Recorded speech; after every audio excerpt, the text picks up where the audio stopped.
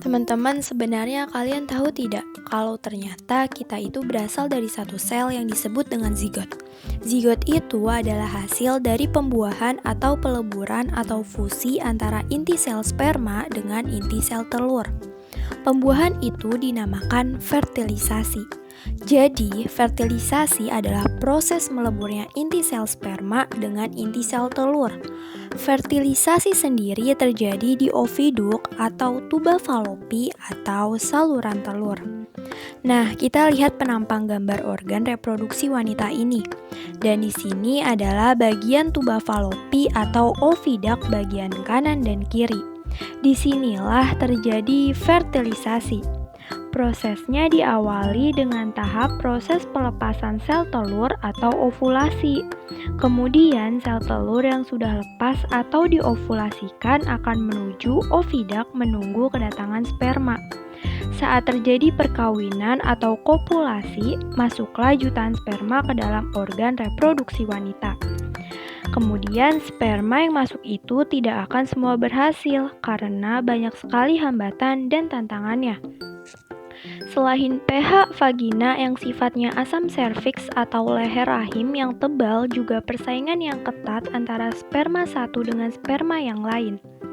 Jika sperma berhasil mencapai ovidak, maka sperma tersebut berlomba untuk membuahi sel telur. Dan jika ada yang berhasil satu sperma yang membuahi, maka sperma lain otomatis tidak akan bisa lagi membuahinya. Sehingga terjadilah fertilisasi dan membentuk zigot.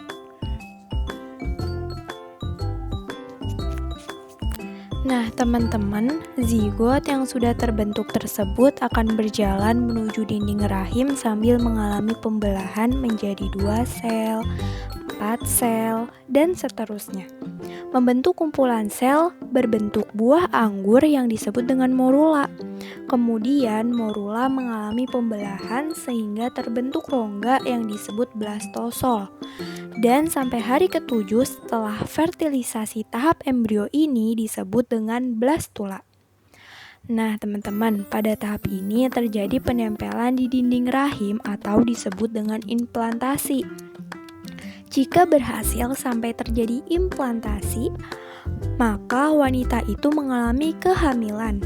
Kemudian blastula itu akan berkembang menjadi grastula yang ditandai dengan terbentuknya 3 lapisan embrionik yang akan berkembang menjadi organ penyusun tubuh manusia, yaitu lapisan ektoderm, lapisan mesoderm, dan lapisan endoderm.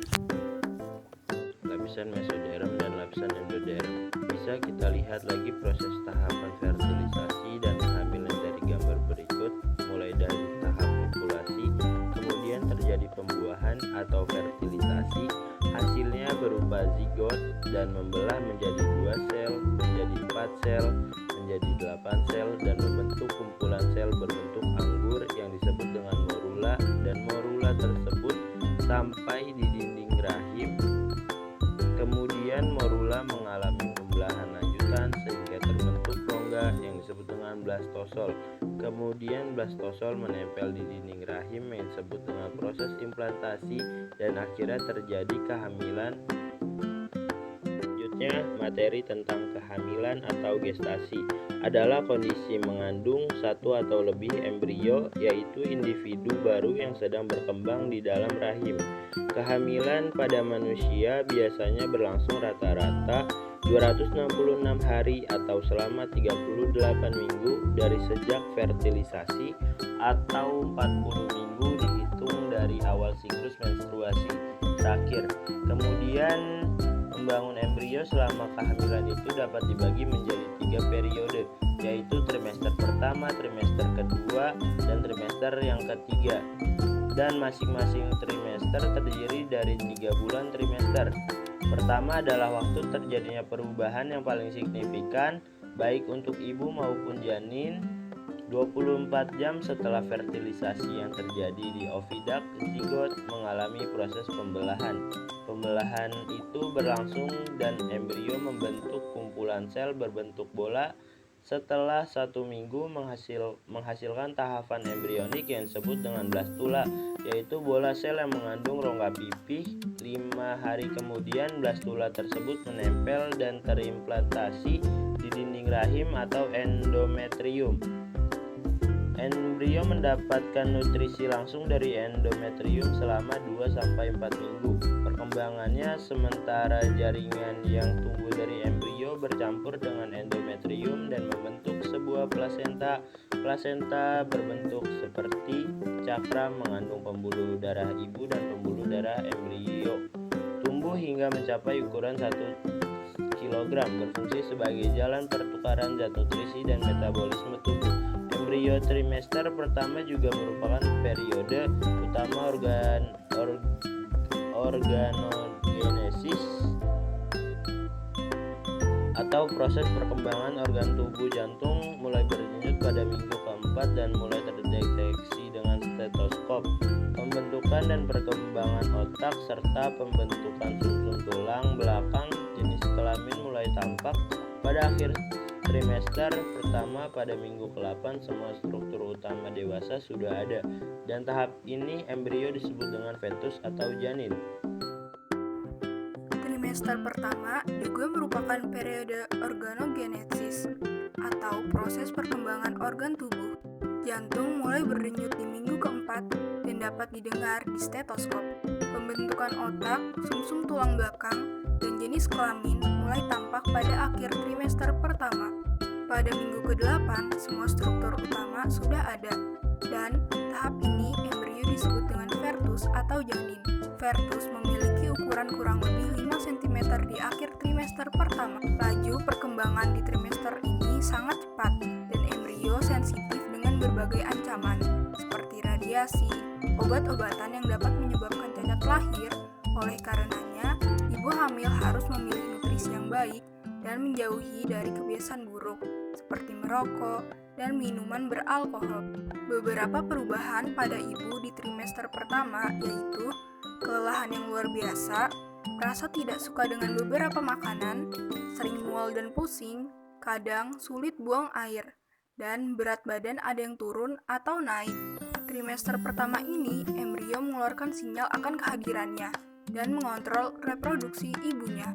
Hormon yang dihasilkan embrio yaitu Human Chorionic Gonadotropin atau HCG, terkandung dalam darah ibu dan sebagian dieskresikan dalam urin ibu, dan akhirnya kehamilan tersebut dapat dideteksi di dalam uji kehamilan. Kemudian masuk pada tahap trimester kedua. Ukuran janin membesar dan sudah dapat dibedakan antara kepala, tangan, dan kaki.